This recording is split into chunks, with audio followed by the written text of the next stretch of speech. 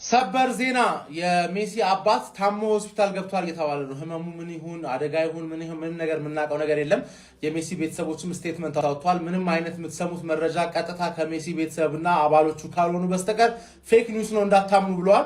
አሁን ቤተሰቡ ራሱን የማጽናናት ጊዜ ላይ ስለሆነ የተሳሳተ የሆነ መረጃ ባለማሰራጨት የቤተሰቡን ክብር እንድጠብቁ ምናምን ነገር የሚል መግለጫ ቤተሰቡ አውጥቷል ከሆነ ሰዓት በፊት ማለት ነው። እና አሁን እኔ የሚያሳስበኝ ማለት ነው አላህ አይምሮ ሜሲን አምሮ እንዳይሰርቀው ነው። ገባር ለዚች ጋር እኔ 4 አመቴ ነው ሜሲን ካየሁት ማለት ነው። በተለይ ባለፈው አንድ ጨዋታ አይቻለሁ አልጠገብኩም ነው ምን ገባር ለዚህ ጋር ማጂሽን አሳይሽ ተጫውተሽ ከተሸነፍሽ ራሱ በእንግሊዝ ወይ በፍራንስ ተጫውተሽ ብቃትሽን አሳይተሽ ሜሲ ሆነሽ ምናምን መሆን አለበት እንጂ እንደዚህ አይነት ነገር ዲስትራክት ሆነሽ አሁን የሚቀጥለው ጨዋታ ላይ ትንሽ የሜሲ አቋም ዝቅ ካለብኝ ይሄ ነገር አሳሳቢ ደረጃ ላይ ያለው ማለት ነው። ገባር ምን እንዳመመው አናቅም፣ አደጋ ይሁን አናቅም፣ ምናምን እንደሆነ አናቅም፣ ብቻ ሆስፒታል እንደገባ ግን ተረጋግጧል። እና የሜሲ ቤተሰቦች ዱአ አድርጉለት። ገባር በጸሎት አብራችሁ ሁኑ።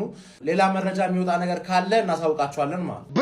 ብሬኪንግ ሊቪያንስ ክለባችን ሊቨርፑል ያን ዱማንዴን ከአርቢ ላይፕዚግ ለማስኮብለል ማለት ነው የ100 ሚሊዮን ፓኬጅ የ100 ሚሊዮን ዩሮ የዝውውር ፓኬጅ እያዘጋጀና ለማቅረብ እየተንደረደረ መሆኑን በአሁኑ ሰዓት ዴቪድ ኦርንስታይን ነው የዘገበው የሚገኘው።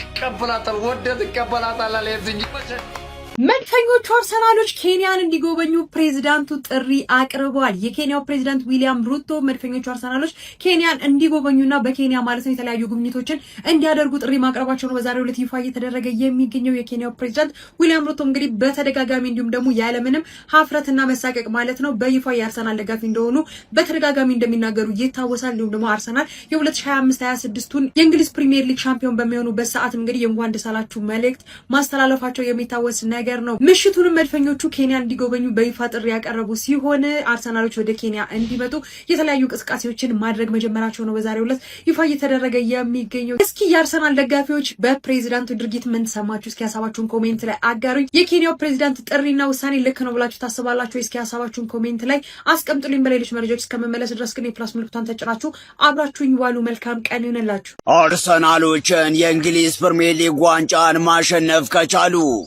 ማንቸስተር ዩናይትዶችን የማያሸንፉበት ምንም አይነት ምክንያት የለም።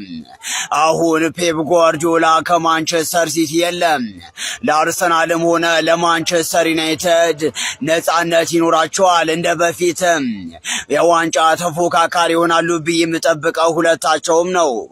ማንቸስተር ዩናይትድ እንደ ብሩኖ ፈርናንዴዝ ያለ የዓለም ምርጥ አማካይ ያለው ፈርናንዴዝን ይዞ ፕሪሚየር ሊግም አልፎ ሌሎች ትልልቅ ዋንጫዎችን ማሸነፍ ይችላል በማለት ፖል ፖግባ ተናግሮ በሌላ ሰበር ዜና ተገናኝተናል። ቅድም በሰራውላችሁ ቪዲዮ ላይ ሊቨርፑሎች ያን ዲዮማንዴን ከአርቢ ላይፕዚግ ለማስፈረም 100 ሚሊዮን ዩሮ ሊያቀርቡ ነው ብያችሁ ነበር። አሁን ላይ ደግሞ ፋብሪዚዮ ሮማኖ ባጋራን መረጃ መሰረት ሊቨርፑሎች ያቀረቡት ጥያቄ በአርቢ ላይፕዚግ ውድቅ እንደተደረገ የሚያሳይ መረጃን ይዞልን ወጥቷል። ሊቨርፑሎችም ያቀረቡት ፓኬጅ 90 ሚሊዮን ዩሮ ፊት ለፊት የሚከፈልና 10 ሚሊዮን ዩሮ ደግሞ እየታየ የሚከፈል ፓኬጅ ነበር ለአርቢ ላይፕዚግ ያቀረቡት። ላይፕዚጎችም ከዝውውሩ ከ100 ሚሊዮን ዩሮ በላይ ይፈልጋሉ። ሊቨርፑሎችም ምናልባትም ዝውውሩን በ120 ሚሊዮን ዩሮ ሊጨርሱት እንደሚችሉ የፋብሪዚዮ ሮማኖ መረጃ ያሳይቷል። ነገር ግን ዓለም ዋንጫ ላይ የሚያሳየው ብቃት ደግሞ ዋጋውን ከፍ ሊያደርገው እንደሚችል የፋብሪዚዮ ሮማኖ መረጃ ያሳይቷል። የጀርመኑ ክለብም ከሊቨርፑል በተጨማሪ ፒኤስጂን ጨምሮ ሌሎች ክለቦች በተጫዋቹ ላይ ወደ ፉክክር እንዲመጡ እንደሚፈልጉ የፋብሪዚዮ ሮማኖ መረጃ ያሳይቷል። ሊቨርፑሎች እንግዲህ አዲስ ጥያቄ የሚያቀርቡ ከሆነ መረጃውን ይዤላችሁ መጣ ይሆናል። ለጊዜው ግን የመጀመሪያ ጥያቄያቸው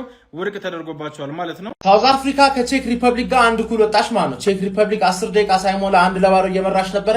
ከዛ መድገም አልቻለችም። ባለቀ ሰዓት 83ኛ ደቂቃ ላይ ፔናልቲ ሳውዝ አፍሪካ አግኝታ አንድ እኩል ተለያዩ ማለት ነው። ስለዚህ እዚህ ጋር አብረው ነው የወደቁት። ሳውዝ አፍሪካ ላይ እንደምታውቁት ያው እየቋጠርንባት ነው። ግን ይሆናል ከ16 ዓመት በኋላ የመጀመሪያ ዓለም ዋንጫ ጎላቸው ምናምን ስለሆነ ያገቡት ምናምን ተጫዋቾቹ ሲደሰቱ ምናምን ነገር ያን ያህል ትንሽ ደስ አለ ለነሱ ገባ። ግን የሳውዝ አፍሪካ ተወካዮች እስከሆኑ ድረስ ይቋጠርባቸዋል፣ ይወድቃሉ ነው ማለት ገባ። እንደውም ሁለታችሁም አብራችሁ ነው የምትወርቁት። ደቡብ ኮሪያና ሜክሲኮ ብቻ ከወጡ ኦሬዲ አንድ ጨዋታ እየቀረ በ3-3 ነጥብ በለጧችሁ፣ ተስፋ የላችሁም ማለት። ሳውዝ አፍሪካ ደግሞ ሳውዝ ኮሪያ መታ ኬፖፕ ትዘፍንብሻለች ነው ማለት ገባሽ አይደል?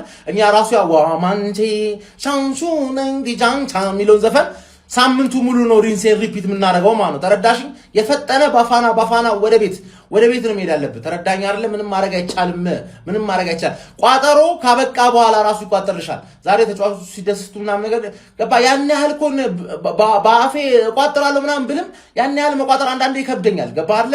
ግን ወደ ቤት መሄድ አለባችሁ። አንዳንዶቻችሁ ደግሞ እዛው አሜሪካ ቀሩ ነው መልከባ እኔ ፋሚሊ ለጥቂት ማለት ነው ሳውዝ አፍሪካን የመጀመሪያው ተሰናባች ሀገር አድርገናት ነበር እኮ ለትንሽ አመለጠን አቻ ወጥተዋል። ለማንኛውም ቋጠሮ ይቀጥላል፣ ግዴታ ነው።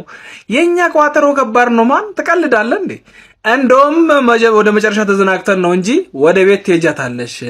አፍሪካዊና ላይ ለሰራችው ነገር ግዴታ ነው መክፈል አለባት። ለማንኛውም አቻ ወልቋል። የቼክ ሪፐብሊክ ደቡብ አፍሪካ ማለት ነው። ቀጣይ ይቀጥላል። ቀጣይ ግን ወደ ቤትሽ ነሽ። ወደ ቤት ባፋና ያልሽ ወይኔ ቼክ ሪፐብሊክ አስናቀችን፣ አስደፈረችን። የምሬ ነው ብላችሁ ይሄ 1 ነጥብ በምንም አይገባትም ነበር ሳውዝ አፍሪካን ማለት ነው። ወይኔ ምንም ጨዋታው ሳቢ ባይሆንም ላንቺ ስል አንቺ ለመቋጠር ስል ግን ማለት ነው ቁጭ ብዬ እግሬን አንዴ እንደዚህ ሳረግ ነበር። በስተመጨረሻ ዳኛ አንቆ ላንቺ ፔናልቲ ሰጥቷል። ወይኔ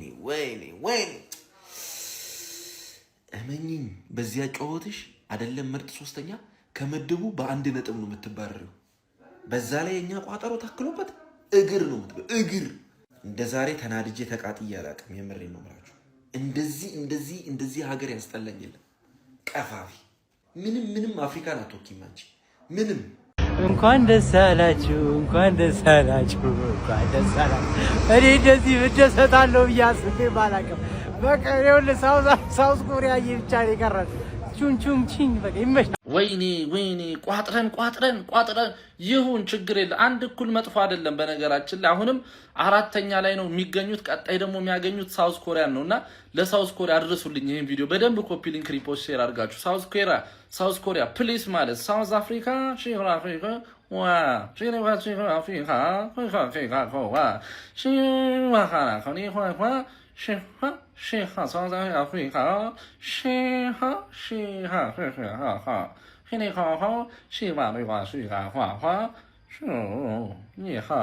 ዓለምን የሚያስደነግጥ አንድ ሌፍት ዊንገር እናመጣለን። እኔ እየታየኝ ያለው ቪኒሺየስ ጁኒየር ነው። ተናጋሪው እብድ ቢሆን አድማጩ አቅለኛ ይሁን አለ ባይስ ወያላ።